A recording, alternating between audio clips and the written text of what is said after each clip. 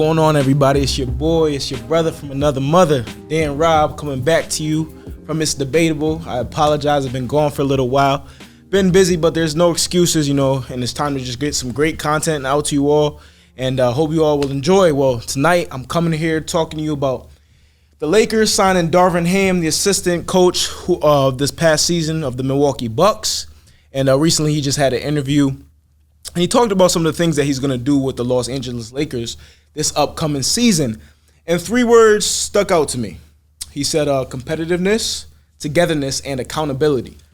And I think he said this because of what was going on throughout the season with the Lakers. Early on they had some struggles, and they struggled the whole season. But early on, as they begin to struggle severely, you've seen them begin to lack competitiveness, competitive nature, and that was mainly on the defensive end.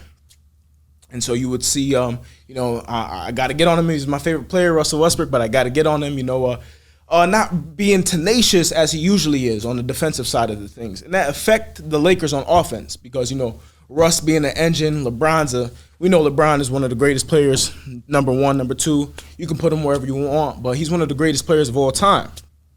So LeBron was the only one, if you really look, if you got League Pass, I watched the Lakers almost every night for the first 50 games, and I got tired of them. I didn't want to watch them anymore because it just got disgusting. But that's besides the point. But, so as Westbrook, begin to struggle, you begin to see a lack of tenaciousness and a lack of, that lion spirit that Westbrook carries. He carries the reason why he's my favorite player because throughout his whole career, he's always on go. He's always on 100, and, sometimes it hurts him, but sometimes that's the reason what makes him so great. So, Westbrook, pushing the pace, that kind of dwindled a bit because, he was getting cooked on the defensive end. He was getting absolutely cooked. And so, because the Lakers were old and they struggled with defense, you had Austin Reeves, you had Taylor Horton-Tucker, you had Malik Monk. You didn't have defensive guys. You had Carmelo Anthony, older guy, about 37 years old in his 19th season. You had older guys who didn't play a lot of defense, and when they got the opportunity to shoot the ball, they did not shoot well outside of Malik Monk. And so when Darvin Ham said competitiveness, I that struck a light bulb in my head, and it showed me that there's possibility that the Lakers can have some light going into next season. Because if they can remain competitive, they have, one of the top 3 players on the planet at this time in LeBron James, and they have a top 5 to 7 player in Anthony Davis. And Westbrook's still in that 15 to 20 range when he's at, his full potential.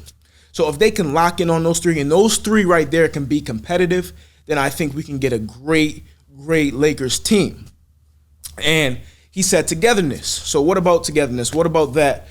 Strikes the mind. What about that gets you to think about what they can be as a roster together? When I think of them being together is they have to learn that ups and downs, they have to realize that that's going to happen through the season. As veterans, they know that. But I felt like last year I actually went to a Lakers game in Brooklyn where LeBron had like 35 or something. It was 80's first game back. And I saw them on the bench, and I saw their body language, and I said to myself, I didn't say this to anybody else because I'm a Westbrook guy, but I said this to myself. I said, whatever's going on with Westbrook and whatever's going on with the coaching staff, I said, this team's not going to make the playoffs because their energy was awful. You had LeBron sitting in one corner and then guys in the huddle. You had guys out on the court during timeouts, and then you had guys on the bench. If you go look at that 1920 Lakers squad when LeBron was running point, averaging 25 and 10, and AD was doing his thing, 26 and 9. You had Caruso, you had KCP, you had Danny Green. You had these guys that brought energy first defensively through being competitive. They're not the best players. Caruso's not the best shooting guard. Danny Green's not the best 3. KCP's not the best shooter in the league, but they were competitive. And that built a great energy around the team. So, like I said, as I watched the team, their energy just wasn't there. And that's just mainly because they weren't together. If you're by yourself, you're not gonna have much energy when times get bad. So I felt like the Lakers definitely lacked energy because they did not stick together. Now, last, accountability. Accountability from the front office to coaching staff to the players is always a big thing in sports. Who's gonna be held accountable? And, a lot of the times, LeBron's getting all the blame. A lot of the times we are blaming AD for his injuries, And some of the things AD could not control because of, just some of the freak injuries that happened to him. LeBron pushing somebody into his knee by accident, falling on his ankle a certain way. Some things he could not control. But what he can control is what he does in the offseason.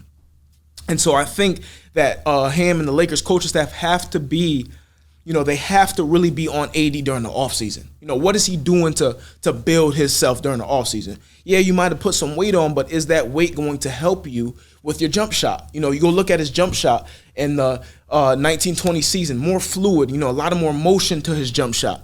He shot about 33% from three. This year he was down to 17%, and he really struggled from the mid-range. The Pelicans AD did not have those issues. He could shoot 33, 34%. His issue is never defense. He is always 100% on defense, but he was only out there for 39 to 40 games. And so in the Western Conference, when you got about 10 to 12 young, hungry teams, they might not have better talent. They might not have the superstars like the Lakers have, but if they're hungrier, if they're healthier, they're younger, they have more energy, and they're more together, and they hold each other accountable. You saw this last season that is the reason why the Lakers were the 11th seed. And so I think these three words that Darvin Ham used were essential to his press conference. I love seeing my guy Russ, sitting in the back and supporting them. That doesn't tell you, that everything's good just yet because, he still has to opt into his contract. They're still talking about trades, but it shows that Russ wants to adapt to whatever system he has. Now, so outside of that three words, I also want to address how Darvin Ham talked about using Russell Westbrook as a defensive dog, somebody who's going to set the tone for the team. I think what Mike Budenholzer did through the front office trading for Drew Holiday for the Bucks and how he was that defensive guy, he was the one guarding the best players. I think that's what Darvin Ham wants to do with Russell Westbrook. He wants to make Russell Westbrook, Russell Westbrook's not going to score 25 a game on the Lakers. But if he can offer them defense, locking down a point guard, locking down a Damian Lillard, chasing, you're not going to lock down Steph Curry, but chasing him off a screen, making Donovan Mitchell stronger. All these Western Conference young guards who have a lot of skill. Westbrook can make these guys work harder because nobody was making the Lakers work for points last year. It was like walking through the Red Sea getting a bucket on the Lakers, and it was just sad. It was just sad because they were a pick to go to the finals. Them along with the Brooklyn Nets, But so if Westbrook can lock in defensively, now about LeBron, I honestly I have no worries about LeBron James. He's shown from his first stint in Cleveland to his 4 years in Miami to those last 4 years in Cleveland, he showed that he will adapt to any type of offense, whether it's cutting off the ball, whether it's being the defensive guy. You can't expect too much defense from him throughout the regular season at age 38, going into his 20th season, but you can expect LeBron to be there on offense every night. And you can expect him to still be good for a couple big-time chase-down blocks during the season. So LeBron's going to give you what LeBron is. And I think it really comes down to Westbrook being able to adjust to the pace of the Lakers offense. And I also think the Lakers, the biggest issue to me is health. How many games will LeBron play? He's not going to play 82. He's probably going to play about 65 to 70. And, in those 15 to 22 games where LeBron's not playing, how will Westbrook be? And will AD be healthy? And I think that's the biggest question that everyone really has. If AD can be healthy, that can propel the Lakers into that top four Western Conference spot. I'm not telling you they're going to win a championship because, I don't know what their roster is going to be. They don't have a lot of cap room. They do have some young talent in Taylor Horton-Tucker, which I like. I like his game a lot. Struggled this year, but I think that's because Vogel wasn't really putting him in the right sets, but we'll get into that another time. They have Kendrick Nunn, who did not play a game. I don't know why. It's not like he tore his ACL or something. I'm not going to get on the guy about his injuries because, I'm not in the NBA. I don't know what these guys are going through. But him not playing the game is kind of crazy to me, but we won't get into that. So I think with a couple young guys they really have to look into a couple of defensive wings. I think or maybe you can stretch the floor, try and get a Brook Lopez, try and get a center who can shoot the ball because AD just, he's rebellious when it comes to playing center. He does not want to play center.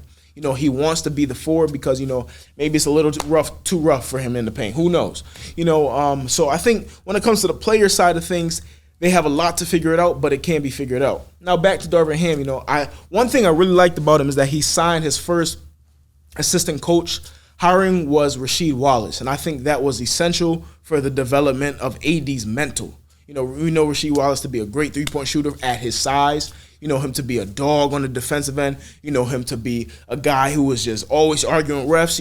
And Darvin Ham actually won a championship with the Pistons in 2004. So he knows something about defensive competitiveness. He knows something about guys who lock in mentally first. This game.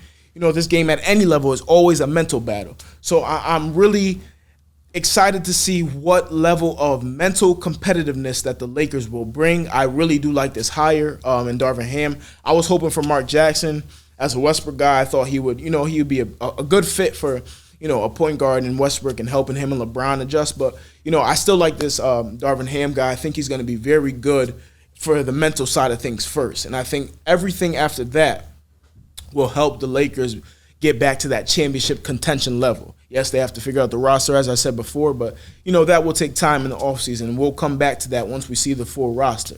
So I hope you guys enjoy this. That's my thoughts on the Los Angeles Lakers this season. Please leave a like and a comment below, subscribe to the channel, and we'll be back with more content.